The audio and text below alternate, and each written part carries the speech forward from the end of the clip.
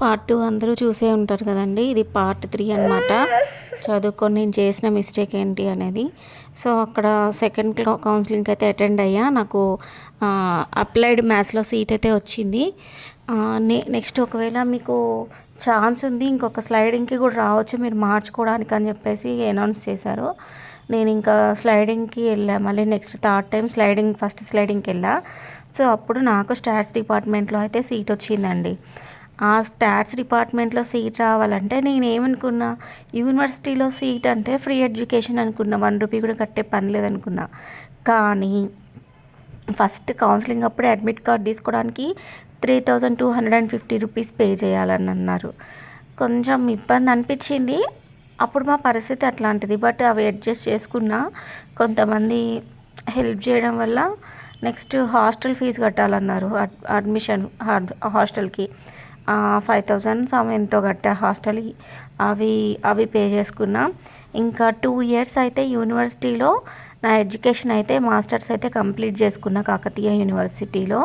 ఆ 2 ఇయర్స్ నేను చేసిన మిస్టేక్ ఏంటంటే చాలా టైం వేస్ట్ చేసుకున్నా అండి. యూనివర్సిటీలో లైబ్రరీ ఉంటుంది, నెక్స్ట్ ఇంకా చాలా ఫెసిలిటీస్ ఉన్నా కూడా మేము ఎప్పుడూ ఆ ఫెసిలిటీస్ని యూటిలైజ్ చేసుకోలేదు. అది మేము చేసిన మిస్టేక్.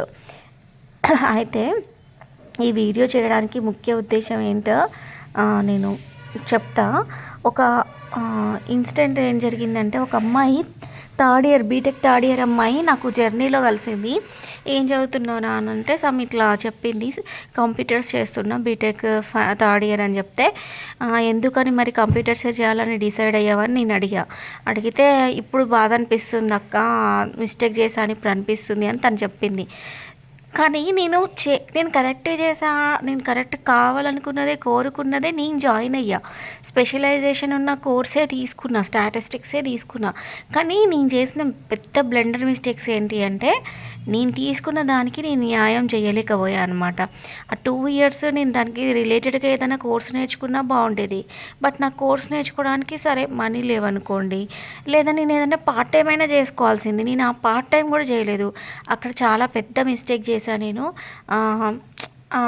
అది నాకు ఇప్పటికీ అసలుకి నా డేస్ అన్నీ వెనక్కిపోతే నేను మిస్ చేసుకున్నా అని అంటే ఆ 2 ఇయర్స్ వేస్ట్ చేశా. రిమైనింగ్ డిగ్రీ వరకు కూడా నేను ఏదో ఒక పని చేస్తూ ఉండేదాన్ని ఖచ్చితంగా.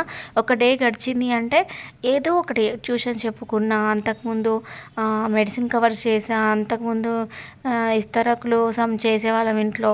సో ఏదో ఒక పార్ట్ టైం చేసుకుంటూనే నేను చదువుకున్నా. బట్ మాస్టర్స్కి వచ్చేసరికి నేను ఇంకా ఏం చేయలే. అప్పటికే అంత స్ట్రైన్ అయిపోయి ఉన్న లైఫ్ అంతా, చాలా బాధలు పడి ఉన్నా అని చెప్పి మరి నా బ్రెయిన్కి ఏమనిపించిందో కానీ నేను ఏ పార్ట్ టైం చేయకుండా 2 ఇయర్స్ అంటే లైఫ్లో హ్యాపీనెస్ అంటే ఎట్లా ఉంటుందో ఆ 2 ఇయర్స్ నేను నా కళ్ళతో చూసాను, నా ఫ్రెండ్స్ తోటి.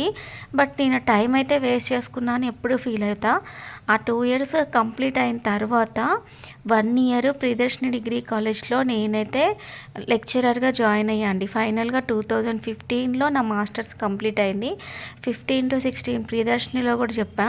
ప్రియదర్శినిలో చెప్తుండగానే నెక్స్ట్ ఇయర్కే నాకు మ్యారేజ్ అయితే అయింది. సో ఇంకా మ్యారేజ్ అయిన తర్వాత నా కాలేజ్ అంటే నా జాబ్ని నేను వదిలేయాల్సి వచ్చింది. దానికి కొన్ని హెల్త్ సిచ్యువేషన్స్ వల్ల నెక్స్ట్ మ్యారేజ్ అయిపోయిన తర్వాత లైఫ్ అంతా టోటల్గా చేంజ్ అయిపోతుంది కదా. సో ఇంకా నేనేం చేయలేక నా కెరియర్ని పక్కన పెట్టేయాల్సి వచ్చింది. తర్వాత ఒక బాబు పుట్టి చనిపోయిన తర్వాత ఇంకా నేను ఆ పెయిన్ భరించలేక మళ్ళీ కాలేజ్లో జాయిన్ అవుతా అని ఇంట్లో గొడవ చేసి మా హస్బెండ్ని ఒప్పించి, ఆయనకి ఇష్టం లేకపోయినా కూడా నేను కాలేజ్లో అయితే జాయిన్ అయ్యా. మళ్ళీ హన్మకొండ కాకతీయ మహిళా డిగ్రీ కాలేజ్లో అయితే జాయిన్ అయ్యా. నేను జాయిన్ అయినప్పటి నుంచి నెక్స్ట్ నాకు ఒక పాప, ఇంకా నేను 2 డేస్లో డెలివరీ అవుతా అనేంతవరకు కాలేజ్ని అయితే వదిలిపెట్టలేదు. ఎంత ఇబ్బంది అనిపించినా ఖచ్చితంగా నేను చెయ్యాలి అనుకొని కంప్లీట్ చేశా. అలా నా జాబ్ అయితే కంటిన్యూ చేశా. నెక్స్ట్ పాప పుట్టిన తర్వాత మాత్రం మళ్ళీ జాబ్ బ్రేక్ తీసుకోవాల్సి వచ్చింది. ఇప్పుడు ప్రజెంట్ అదే బ్రేక్ని అయితే కంటిన్యూ చేస్తూ